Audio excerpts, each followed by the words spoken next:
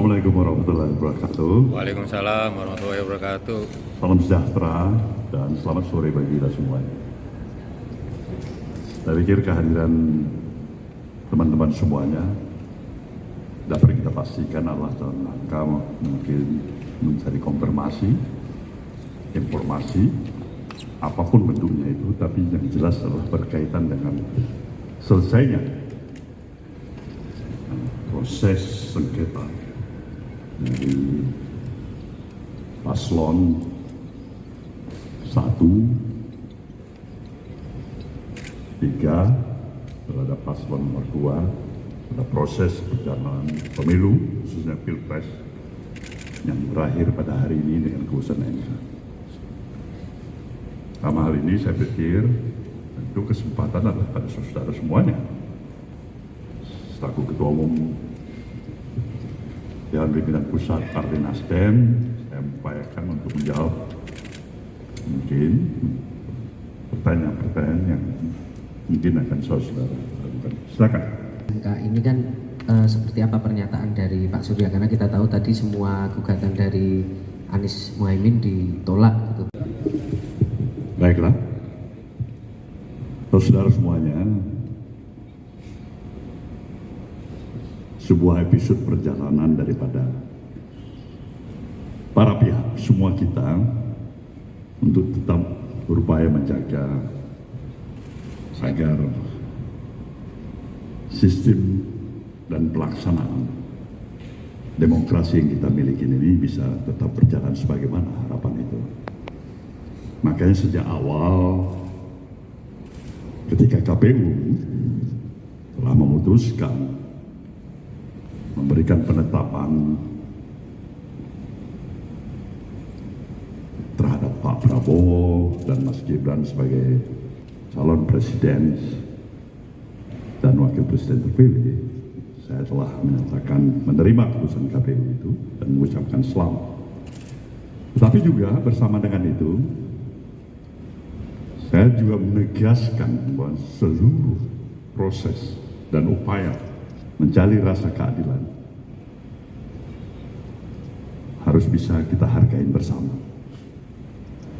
Maka ketika kawan-kawan sedang berjuang untuk dan atas nama paslon nomor 1,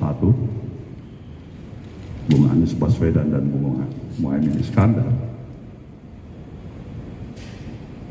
Nasdem tetap berada menghantarkan perjuangan di Mahkamah Konstitusi. Hari ini Mahkamah Konstitusi telah memberikan keputusan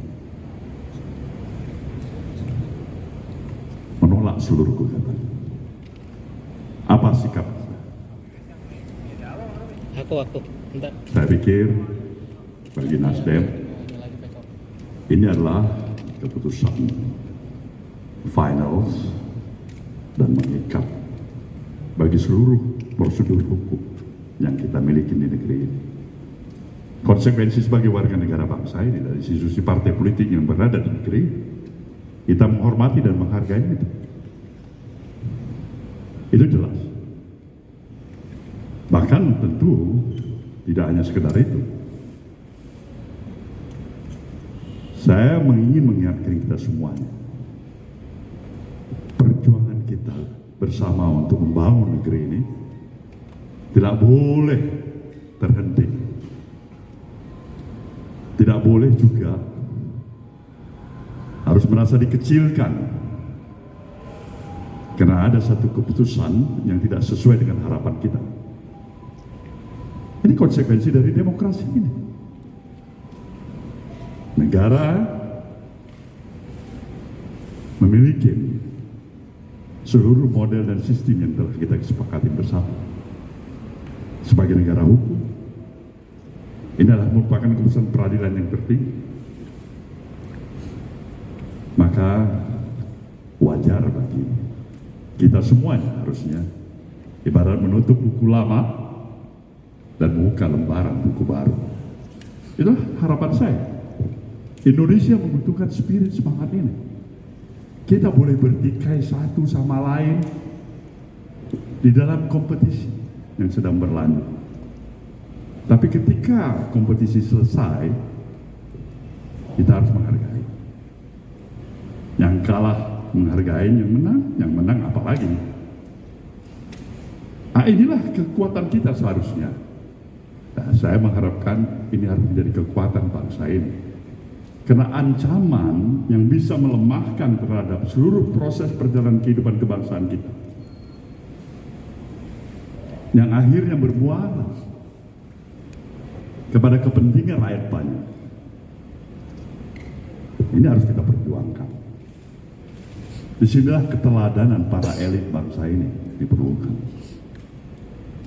Keteladanan atas konsistensi sikap, ucapan, dan perbuatannya. Dan kita sekarang ini menghadapi satu situasional yang memerlukan sekali upaya untuk menjaga stabilitas nasional. Ada daftar. Saya harus katakan ini. Anda semua sudah memahami itu. Indonesia tidak berada dalam posisi sendiri di permukaan bumi. Kita berada dalam komunitas dunia internasional. Kita berhubungan satu sama lain. Apa yang terjadi di Iran, apa yang terjadi di belahan-belahan Eropa, China, Amerika, itu membawa langsung atau tidak langsung impact yang tersendiri kepada national interest kita. Dan harus bisa kita pahamin posisi kita hari ini tetap harus menjaga kewaspadaan yang cukup tinggi untuk mengutamakan national interest kita. Dan salah satu modal terbesar yang dipahami oleh Nasdem adalah menjaga stabilitas nasional itu sendiri. Kalau ini tidak mampu kita jaga, saya pikir ini ancaman bagi kita sebagai satu bangsa. Ya.